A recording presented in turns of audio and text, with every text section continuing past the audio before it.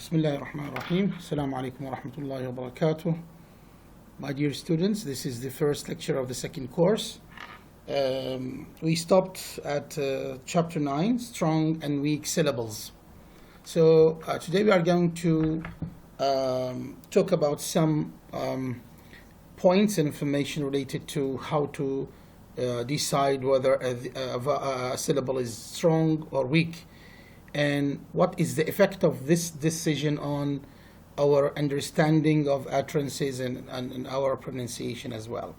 So let us start with a basic and very important statement, which is syllables in English are not the same in terms of strength, which means some syllables are strong and some others are weak. So we should agree that syllables in English and in most languages are either strong or weak. So the idea of syllable weight, which is syllable strength, the same, is very important, especially when we deal with stress assignment, with deletion of certain sounds, rhythm, and intonation. And we are going to talk about these subjects in details in later sections. For now, you need to know that the distinction between weak and strong syllables is very important, because it has to do with all of these points and some other phonological issues. Okay? On what basis or how do we decide that a syllable is weak or strong? Actually, we need to have a look at three important points. The first one is vowel length. Vowel length. The second one is vowel intensity or loudness. And the third point is vowel quality.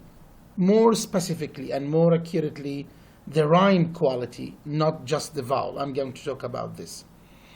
Strong syllables, to explain, strong syllables often have longer vowels.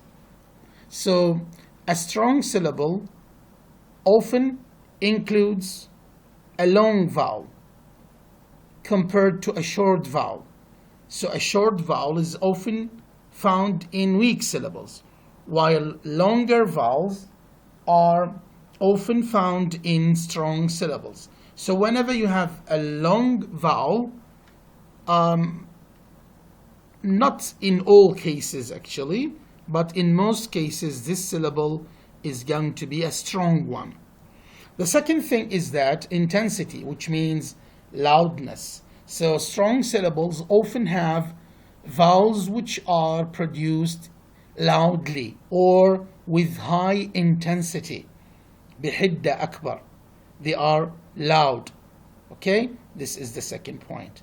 The third point is that vowel quality, I say not vowel quality, the rhyme quality or the quality of the rhyme.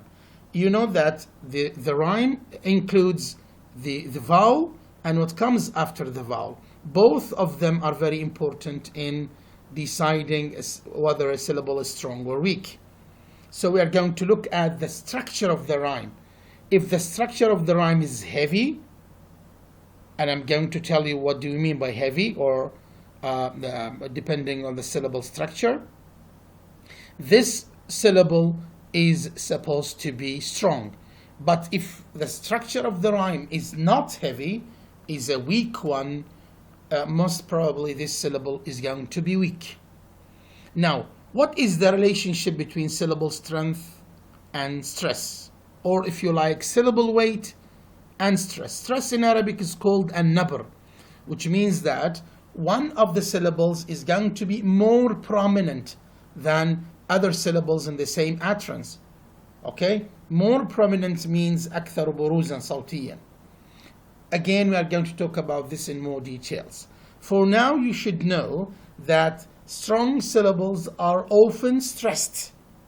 Strong syllables, as I said a minute ago, the distinction between strong and weak syllables is very important, because depending on this distinction, we are going to put stress on the correct syllable.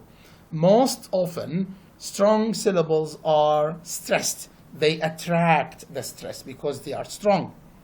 While weak syllables are often unstressed. They do not attract the stress. Okay? Strong syllables are often stressed. Weak syllables are often unstressed. Why did I use the word often here, which is very important? This is to mean that it's not always the case that strong syllables are stressed, and it's not always the case that weak syllables are unstressed. But this is the general rule. Later on, we are going to talk about these points in details. I mean, when a weak syllable might attract the stress, and when a strong syllable, actually it is strong, but it does not attract the stress. Now, let's talk about the structure of the syllable. First of all, let's talk about the structure of a strong syllable. What kind of rhyme a syllable should have in order to be strong. Now I'm counting from the strongest to the weakest, which are all under the structure of the strong syllable. Okay, so if the syllable has a triphthong, it's going to be the strongest. The second level is a syllable that has a diphthong, not a triphthong, a diphthong. Actually here we can also talk about a diphthong plus consonant. In this case, it's going to be stronger than a syllable with a diphthong only, without a coda. Keep this in mind. We have sub-levels within each level. We have sub-levels.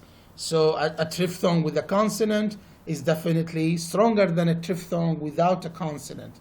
A diphthong with a consonant is often and definitely stronger than a diphthong without a consonant, without a coda. Then we go to low vowels. This is the third level. A syllable with a low vowel is also considered strong, but it is weaker than a syllable with a diphthong and weaker than a syllable with a triphthong, but it is still strong. Again here, a long vowel like E is weaker than a long vowel like O. O is stronger. Again, we have sublevels. Now, a short vowel plus consonant or consonants is also strong, but it is what? It is weaker than a long vowel, a diphthong, a triphthong. Okay? Sometimes you have a strong syllable that has a short vowel only, but this short vowel is a, o. Okay? These are strong vowels, strong short vowels. Okay? So again, just to summarize, these are the levels. We have sub-levels in between. Triphthongs are the highest level of strength, and a short vowel like a, and o are the lowest level. Okay? Now we move to the structure of what? Of the rhyme in a weak syllable. A weak syllable may have a short vowel with no coda, like U and E. These are somehow weaker than vowels like a, and o. Okay? These are weak compared to these vowels. In this case, this vowel, the syllable that has this vowel is going to be what? Is going to be weak compared to ha. Happy. So happy, here the first syllable is going to be stressed because the second syllable has what? Has the short vowel E. Another level, which is when we have the vowel schwa, but it is followed by a consonant, like the word open, open. Here, the stress is given to the first syllable, which has a diphthong, the diphthong O, and here we have a short vowel, which is schwa, which is the weakest vowel in English, but it is followed by a consonant. Even though it is followed by a consonant, it is still weak because the schwa, as I said, it is the weakest sound in English. Now, the third level is the vowel schwa, but without a consonant. Again, this is weaker than the schwa with a consonant. Okay, just like the word butter. In this word, the first syllable is stressed because the second syllable has the schwa, which is the weakest vowel in English. Another type of weak syllables is a syllable that has the syllabic consonants. Here we don't have vowel at all. Here we don't have a vowel at all. And the syllabic consonant occupies the position of the vowel in the syllable. Just like the word mutton, mutton, mutton. In this case, the syllabic na is going to be very weak. It is the weakest level. Okay, so these are the structures of a rhyme of a weak syllable, while these are the structures of the rhyme in a strong syllable. Okay. Now let's talk about the schwa in details. The schwa is the most frequent vowel in English. Why it is the most frequent vowel? Because in all weak syllables, vowels are changed into schwa. So for example, we have o, we have u, we have a, we have a. When these vowels are in weak syllables, they often have a weaker pronunciation and they become schwa. Again, we're going to talk about this in details in a later section. But this is just a very short explanation of why schwa is the most frequent vowel in English. It is a mid vowel, it is central, and it is unrounded. Okay? It is called lax. Lax means weak. Why? Because we don't need that energy, that muscular energy when we pronounce the schwa. We don't need it. Better. It is very weak. We don't need to exert much energy in this case. ما نحتاج طاقة عالية. Okay? Now, we may look at the spelling of actually the letters that may result in schwa. This is just a guide, but it is not a conclusive one. You may have a look at the 10 points found on pages 65 and 66. You may have a look at these points. There are examples of certain letters or combinations of letters that often result in schwa, just like the letter A, the letter E, and so on. ER at the end, just as a guide. It's not that very useful in this respect, but you can have a look at it. You can memorize an example on each case. Now we come to close front and close back vowels. What are these vowels and how are they important? The close front vowel, E, and the close back vowel, U. Okay? These are the two vowels that, as I said a minute ago, they are considered weak compared to other vowels. Okay? So the close front vowel, E, and the close front back vowel, U. Actually, these vowels are often treated as weak vowels, as I said a minute ago, and they are found in unstressed syllables. Okay? But the problem is sometimes it's not easy to decide whether these vowels actually in certain words, sometimes it's difficult to decide whether we have the close front vowel E or the close front long vowel E. And sometimes it's difficult to decide if we have the close back vowel U, the short one, or the long one, the close back long vowel U. Actually, this problem is represented in this example. The word easy. Okay? Some people pronounce it like easy with a long E at the end, and some others pronounce it as easy. Easy. Okay? So it is, there is actually a disagreement among speakers, among those who analyze speech, whether the final vowel is a long one as an easy or a short one as an easy. Okay, now this is a problem, as I said, and you need to know that in such a case there is no phonemic contrast. What do you mean by phonemic contrast? Is that if we change from easy to easy, I mean from the long to the short, there is no change in meaning. Meaning is still the same, no change in meaning. That's why we say there is no phonemic contrast. So the length here is not a phonemic one.